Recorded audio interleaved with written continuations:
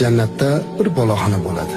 Uni tashqarisida, ichkarisi tashqarisidan ko'rinib turadi. Suyukli payg'ambarimiz Muhammad Mustafa sallallohu alayhi va sallam bu joy shirin so'zli, ochlarga taom beruvchi, ro'zani bardavom tutuvchi, insonlar uxlab yotgan paytda qoyim bo'lib namoz o'quvchi, salomni keng yoyuvchi mu'minlar uchun tayyorlangan bo'ladi degan ekanlar.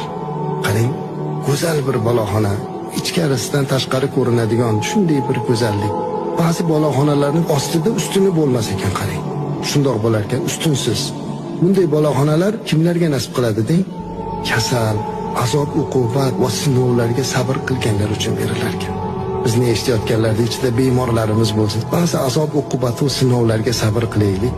Ozgina sabr qilib tursak, mana shunday jannatdagi ustunsiz boloxonalarda rohatlanamiz ekan inshaalloh.